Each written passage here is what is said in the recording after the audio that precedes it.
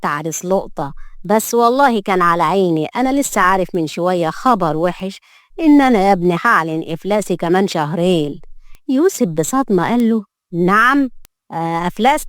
يعني مفيش ولا شركة ولا فلوس خالص؟ ولا قصدك يعني خسرت جزء بسيط منهم؟ مع الأسف فلوسي كلها خسرتها، والفيلا كمان اللي أنا قاعد فيها هيتحجز عليها هي والشركة زي ما قلت لك كمان شهرين. فمعلش اتعب نفسك بقى شوية لو عاوز تتجوز بنتي، ودور على شقة وشغل مع نفسك. وبعدين انت مالك مهتم قوي أعلن إفلاسي ولا لأ؟ هو انت جاي تتجوزني أنا ولا تتجوز بنتي؟ يفرق معاك كل ده في ايه؟ لا لا معلش معطلكش، انا لازم امشي، اصلا انا افتكرت ميعاد مهم. سلام. كانت اسيب بتتابع اللي بيحصل، وانصدمت حقيقي من ردة فعل يوسف. وشهاب باندثار قال لها: واقفة عندك ليه؟ قربي. ايه رأيك بقى؟ لسه برضه واثقة ان هو كان عايز يتجوزك عشان بيحبك ولا عشان فلوسك؟ اظن انا وريتك بنفسي اهو جزء من اللي كنت هتلبسي طول حياتك فيه مع شخص بيخدعك. انا مش قادرة اصدق. لا اكيد في حاجة غلط. امال كل الحب اللي كان بيحبهولي في الجامعة راح فين كل ده؟ سيبك بقى من الهبل ده كله وفوقي، وزي ما انا نفذتلك طلباتك انت كمان ما تنسيش اتفاقنا. ويا ريت تجهزي نفسك بقى على اخر الشهر عشان هتتجوزي ابن عمك. نعم؟ ابن عمي مين؟ هو انا اعرفه عشان اتجوزه يعني؟ ثانية واحدة، انت ما عندكش غير اخ واحد اصلا، وكمان صعيدي. هو انت كمان هتجوزني واحد صعيدي؟ لا لا، انت كده بتهزر يا بابي. ومالهم الصعايدة؟ ده اصل ابوكي اصلا، وانا ما قداميش حل تاني طالما بقيتي تتهوري في تصرفاتك كده وفي كل قرار بتاخديه. وانا لازم اسيبك مع حد يحميكي ويصونك كويس واعرف يحافظ على الثروة اللي انا جمعتها. رايحة تجيبيلي عيل اهبل كان اول ما ياخد فلوسك هيرميكي. بس انا مش موافقة، ومش عايزة اتجوز واحد مش بحبه ولا عمري شفته. وانا مش باخد رأيك. فرحك اخر الشهر مش هقولك تاني، ولو فكرت تعملي حاجة اعتبريني فلست بجد، وهوقف كل وسيلة ممكن تصرفي منها. طب خلاص، انا هبعد عن يوسف، انا اصلا كرهته بعد ما عرفته على حقيقته. بس بلاش تتجوزني بالطريقة دي يا بابي عشان خاطري. للأسف دلعي فيكي خلاكي مستهترة، وممكن تضيعي شقى العمر كله في لحظة. عشان كده انت محتاجة حد واصع عليكي، وانا مش هطمن عليكي غير مع ابن عمك. حاولت أسيف إنها تمنع الجوازة دي بكل شكل، وإنها تهرب كمان، لكن خافت فعلا لأبوها يعاقبها ويحرمها من الميراث، وهي ملهاش غيره. فاضطرت توافق على الفرح غصب عنها. وبعد كتب الكتاب ما اتكتب وأبوها كان الوكيل، اتفاجئت بواحد بيقرب منها، وأسيف بغضب قالت له: هتوقع من وش يا بني آدم انت كمان. مالك يا ست البنت؟ ايه اللي مضايقك؟ قول لعريسك وهو يعرف شغله معاه. انت بقى عريس الغفلة. اهلا بعريس الغفلة. في واحدة تقول لعريسها كده: اتحدى تعدل يا بنت البندر عشان تعرف نعدي الايام الجاية على خير. وكمان صعيدي؟ اسمعني كويس يا بني ادم انت، عشان هوفر عليك الكلام وعليا. انا وانت مستحيل يجمعنا بيت او افضل على ذمتك دقيقة واحدة. فمن الاخر كده ننفصل، ونتطلق وننهي المهزلة دي. بس أنا مش رايد أطلقك. ومين قال اللي أنا باخد رأيك أصلا؟ لو ما عملتش كده برضاك هطلع على أي محكمة وهرفع عليك قضية خلع. استني هنا، لسه ما خلصتش حديثي، ولا سمحتلك تمشي عشان تهمليني كده؟ انت دماغك دي متركبة على الفاضي. انت مين عشان تسمح ولا ما تسمحش؟ احنا متجوزين جداد واكيد نسيتيه. يعني اسمي الخديوي. معلش، علشان ده اسم تقيل أوي وصعب شوية عليا. هو احنا ممكن نتكلم بالعقل شوية؟ احنا الاتنين ما ننفعش لبعض. انت راجل صعيدي واكيد محتاج واحدة شبهك تفهمك وتفهم الأصول بتاعتكم، لكن انا معرفش اي حاجة خالص حتى لو قربتك. ومن قالها انك ما تنفعيش؟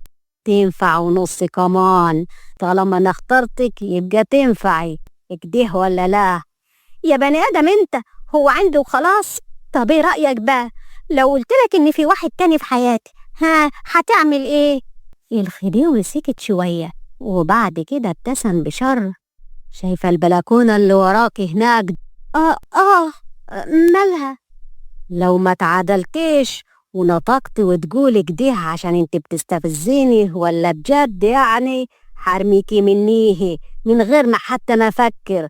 شايفاني قدامك ايه يا حرمة عشان تقولي حاجة زي كده وعاوزاني اسكت؟ لا خلاص، ما تقربش، انا بهزر، وانا اصلا جبانه وما بفهمش وبقول اي كلام هبل. حتى اسال بابي، هو اكيد قالك يعني. هما كلهم في البيت ما بياخدوش على كلامي من كتر ما انا بهبل اصلا. ايوه كده الظبطي، قال في حياتك واحد تاني غيري، مفكره نفسك عايشه بره. امال ليه قلت لي كده لو هو مش صح؟ عشان جوازنا جه بسرعه وانا ما كنتش اعرفك وبابي اجبرني عليك. ما تختبري الصبريات عشان لو نفذ قسما بربي حطربك القصر على دماغي. أنا حنزل تحت شوية وراجع. خرج وسابها وهي قاعدة مكانها تندب حظها ومش عارفة تعمل ايه. لكن فجأة لقت الباب بيتفتح ودخلت ست كبيرة ومعاها 2 شكلهم بيخوف وكانوا ستات برضو. وأسيف قالت: في ايه؟ هو حد يفتح الباب كده؟ مش في حاجة اسمها استئذان؟ وبعدين انتوا مين؟ وخالة الخديوي قالت لها: ابدا يا عروسي، الحريم جايين يشوفوا شغلهم. هو ابوكي ما قالكيش ان الدخلة هتبقى بلدي ولا ايه؟ نعم. لا انتوا مجانين، ابعدوا عني وياك حد يقرب مني. يا بابي تعالى الحقني. ام الخديوي قالت لها: صوتي يا حبيبتي من هنيه للصبح، محدش هيسمع من صوت الزف اللي تحت. يلا يا مرة شوفي شغلك عاد. ولما فضلت تستنجد بابوها وما ردش عليها لقت نفسها بتلقائية بتستنجد بالخديوي. صرخت بفزع: يا خديوي يا خديوي الحقني منهم. صرخت باسمه لحد ما حست ان حبالها الصوتية هتتقطع. وقبل ما واحدة منهم تقرب خطوة كان دخل بغضب والكل اترعب منه وطلع يجروا حتى خالته، وهو قرب عليها علشان يهديها. شش، اهدي، أنا جارك وما فيش مخلوق يقدر يمس شعرة منيكي. انت اللي قلت لهم يعملوا فيا كده عشان قلت لك ان انا مش عاوزاك ومش عاوزة اتجوزك، بتنتقم مني بالطريقة دي. انا برضك هأذيك يا اسيف وغلاوتك لا خليهم يندموا وهطربق القصر دي على دماغهم كلياتهم. وهي على الحديث الزين هو بقى فيها خديوة عاد؟ ده انت بهدلتيه معاك يا اسيف. انا برضه عملت حاجة؟ ده انت حبيبي وانت عمره كله. ولحد هنا بتخلص قصتنا. اتمنى تكون القصة عجبتكم، واذا عجبتكم بقى ما تنسونوش باللايك والاشتراك يا احلى متابعين. بحبكم جدا، اشوفكم على خير. استغربت وقامت تفتح الدولاب فلقت اشكال جميلة اعجبت بيها وراحت قالت له: ده انت منسيتش حاجة خالص. مفيش حاجة تخصك هنساها. انكسفت وبعد كده راحت تلبسها وخرجت أسيف. شكلها حلو عليا مش كده يا خديوي؟ الخديوي بإعجاب قال لها: انت اللي بتحلي الحاجي فلازم تكون حلوة. طب يلا قوم بقى البس الجلابية بتاعتك عشان ننزل، عاوزة أسلم على بابي قبل ما يمشي. بص لعينيها وتاه فيهم لدرجة إن هو قال من غير وعي: عينيك سبحان الخلاق، انت تؤمر يا عيون الخديوي. خدها ونزل بالفعل بعد ما لبس. وأسيف خافت لما لقت نفس الست اللي دخلت عليها بالليل وعرفت إنها خالة الخديوي. همس وقال لها لما لاحظ خوفها: ما تقدرش تعملك حاجة، ما تخافيش ولا حتى تبصلك بصة ما تعجبكيش، ولو ده حصل تقوليلي هو أنا هتصرف. حاضر. قرب من بنت خالته وقال: بعد إذنك يا ليلي انجلي على الكرسي التاني، عايز مرتي جاري. ما تعرفش ليه حست بانتصار فبصت لخالد الخديوي اللي كانت بصلها بغيظ أكتر. وابتدى الخديوي يأكلها وسط الكل بدون كسوف. وأسيف قالت: ما يصحش كده، عيب، ما ينفعش كده قدامهم. ما يفرقش معاي، اللي مش عاجبه يمشي. طب انت ليه بتأكلني أصلا؟ أنا مش طفلة عشان تأكلني، أنا هعرف أكل لوحدي. بعتبرك بنتي يا ستي واني واخد عهد على نفسي ادلع وعاوزة تخلصي مني. شد حيلك كده وهاتيلي عيل صغير انشغل عنه بيكي. آسيف اتكسفت جدا ومعرفتش ترد عليه وهنا خالته ما قدرتش تستحمل وقالت بحقد: طمني يا خداوي، عامل ايه مع عروستك اللي عمك غصبك تتجوزها؟ شكلها كده عاملة وما بقتش طايقها في الدار عنديك. الخديوي بصوت عالي قال: خالتي لحد هنا وكفاية قوي تلم حاجتك انت وبيتك وما شوفش وشك في الدار، ومش عاوز حد يتدخل خصوصا انت يما، عشان ما تعرفيش هي عملت ايه امبارح واني عديتها بمزاجي، لكن طالما غلطت في مرتي مرة يبقى برا. اتغاظت خالته اكتر لما لقيتش حد اعترض، ولاحظ الخديوي ان نسيف طلعت اوضتها جري وهي كانت بتعيط، والخديوي قال لها: انت هبلة بتعيطي ليه؟ اوعاك تكوني صدقتي كلامها، انا اللي طالبك من بوكي مش هو. ولما هي كدابة اتجوزتني ليه؟ انا لحد دلوقتي معرفش ايه السبب اللي مخليك متمسك بيا قوي كده. انا متجوزك عشان عايزك، وعايزك طول الوقت معاي، عايزك في حياتي يا سيف، وعايز اصحى على عينيكي دول. انا بحس انك بنتي مش بس مرتي، من اول يوم شفتك فيه في فيلا بوكي بالصدفة واني حسمت الامر وقلت انك بقيت ليا خلاص، واستنيت لحد ما كبرت واكون نفسي واتقدم لك، وها وافق. يعني انا اللي طلبتك مش هو. بجد؟ بجد ولا بتضحك عليا؟ جد الجد كمان، أنا بقيت مجنون بيك يا سيف وانت مش بتحبيني. أها، أنا كل ده مش انت برضو بتقول بتحبني؟ ده انت خلقتيني ما بقاش عندي هيبة وسط البلد. الخديوي بجلالة قدره تحت رحمة كلمة منيكي، رغم اللي كل عملته معاكي. وانا عملت ايه بقى؟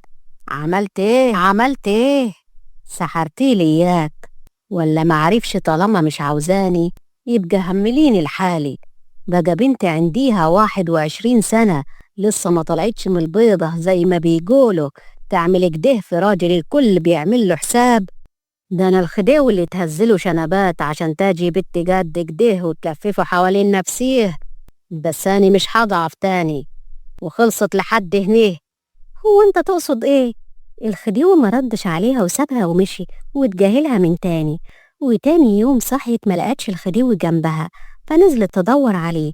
اتفاجئت ان هو قاعد مع ليلى بنت خالته، رغم ان هو طردهم قبل كده، لكن ضايقها اكتر ان هي رجعت تاني لكنها بتعاني. واتغاظت اكتر لما لقته بتقرب منه وبتلمس كتفه. اسيف قالت: يا سلام، لا بقى ده كده كتير. انت بتعملي ايه هنا يا حبيبتي؟ وسعي ايدك كده عن جوزي. الخديوي باستفزاز قال لها: يا سيف ما حصلش حاجة، دي كان في شوية عفرة كده على العباية وهي بتنفضها. ابتسمت ليلى بانتصار، فردت أسيف بغيرة: طب خلي عنك انت بقى يا حبيبتي، ده جوزي أنا وأنا أولى أهتم بيه. بس هو ما طلبش منيكي حاجة، شكله مرتاح وياي. بنت انتي، انا حايشه نفسي عليكي بالعافيه، ما تخلينيش بقى اعملها معاكي. والخديوي بيدوق: خلاص انتم التانيين هتتخانقوا، امشي انت يا ليلي عشان ما تتاخريش على امك، ومرتي هتاخد بالها مني. قامت بكل برود وانسحبت ليلى وسابتهم لوحدهم. فهربت أسيب وفضلت تضربه في كتفه كأنها بتنفض العباية. والخديوي قال لها: ما بالراحة، بتنفض سجادة إياك، وبعدين خلاص أنا ما طلبتش حاجة منيكي. معلش، أصل إيدي مش حنينة زيها. ضحك عليها وأسيف قالت له: هو أنت بتضحك على إيه؟ أصل شكلك كان نكتة وأنت بتتخانقي مع ليلي، ده أنت فجأة اتحولت كده كأنك هتاكليه. دي باردة، عاجبك أوي منظرها وهي لازقة فيك كده؟ أنت أصلا إزاي تسيبها تعمل كده؟ عادي، دي بنت خالتي. ومتضايقة ليه؟ تكونش غيرانة؟ بس لا صحيح، هتغيري عليا ليه وانت مش بتحبيني ولا عاوزاني اصلا؟ وانت لسه زعلان مني؟ هو انت بقى مش ناوي تنسى كلامي؟ طب يا سيدي ما تزعلش، ممكن نتكلم شوية بهدوء ومن غير خناق. شوف مين اللي بيتحدث عن الخناق اياك، بلاش تخصبي نفسك على حاجة مش عاوزاها يا سيف. وطلبه وحست بالفخر: أخي ديو، أنا أسفة على اللي حصل وعلى طريقتي معاك. ماشي، يبقى نشوف الموضوع ده بعدين. يا بارد، ايه ده؟ الشوربة خلصت، هو انت كنت جعان قوي كده؟ انزل اعمل لك حاجة تانية تاكلها؟ لا تسلم يدك، أنا شبعت خلاص، طف النور عشان عاوز أنعس. تاني يوم اتفاجئت آسيف بالسرايا بتتظبط لعمل فرح فيها، وآسيف قالت: هو ايه اللي بيحصل؟ هو هنا فرح ولا ايه بالظبط؟ خالة الخديوي بفرحة قالت: فرح بنت ليلي، واللي هيزفها بنفسه الخديوي. ها؟ هو الخديوي هيتجوز عليا؟ لا انتم كدابين بتضحكوا عليا، مستحيل يعمل كده فيا، هو قال ان هو بيحبني. ما استنتش حد يرد عليها، وطلعت تجري تدور عليه وسط الزفة، ولقاته فعلا لابس جلباب صعيدي، وهي جنبه لابسة فستان، واخدها في ايده ونازل بيها على السلم وسط المعازيم. آسيف بانهيار قالت: يا خاين يا حقير، وكمان هتجيبها بنفس البيت اللي انا قاعدة فيه عادي؟ انا بقى هتويك وتويها، هو ده اللي بتحبني؟ كفاياكي فضايح ودنان، مالك في ايه عاد؟ يا بجحتك، كمان بتسألني مالك وانت هتتجوز عليا؟ نعم، فرح مين؟ وخالة الخديوي قالت لها: ما كفاياكي فضايح يا بت، عاوزة تبوظي فرح بنتي، وبعدين مين قالك ان الخديوي هو العريس اصلا؟ وما فيش رجالة غيره اياك ولا ايه؟